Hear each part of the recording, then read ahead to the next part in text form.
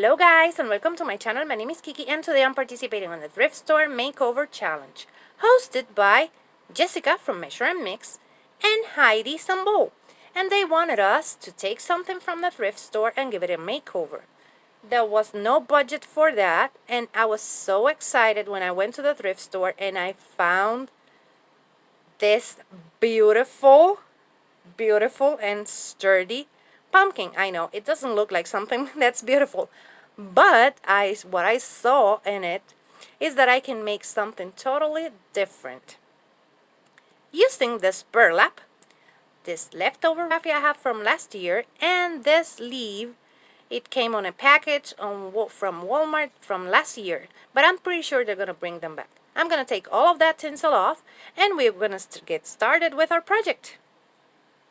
Now that we got all of that tinsel off, we're gonna start gluing our burlap to our metal frame. Just like that. Lots of hot glue and keep on gluing that all around. Don't worry about the excess fabric because we're gonna cut all of that off after we finish gluing it to our pumpkin. But I wanted to make sure I had enough fabric or burlap to cover my pumpkin completely. You're gonna continue and giving it some shape, and you just have to pull it a little bit so it won't stay wrinkled. Yes, that's the word. It won't stay so wrinkled, and let me show you what I'm talking about. You see, it's all straight, no wrinkles. Now we cut the excess of the burlap, just like that. You can use fabric if you want, and just cut all of that excess fabric, just like that. And now we're gonna follow those lines using our apple barrel burnt umber paint, and we are gonna use those lines to create the lines for our pumpkin. As you can see, I'm painting those just like that, and I'm making them thinner, but I'm gonna make it a little bit thicker now that I finished. And after I finish with those, I'm gonna add a little bit more depth to those lines. Now I'm painting the stem of my pumpkin, and with the caramel color I'm gonna add that depth that I talked to you about. I'm mixing my caramel with my burnt umber and going around my lines. That helps to blend a little bit the paint.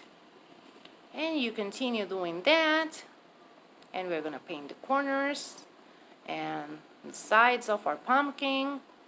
And now I'm taking the ivory color and I'm doing a mix of ivory and caramel to get a little bit more light on my pumpkin.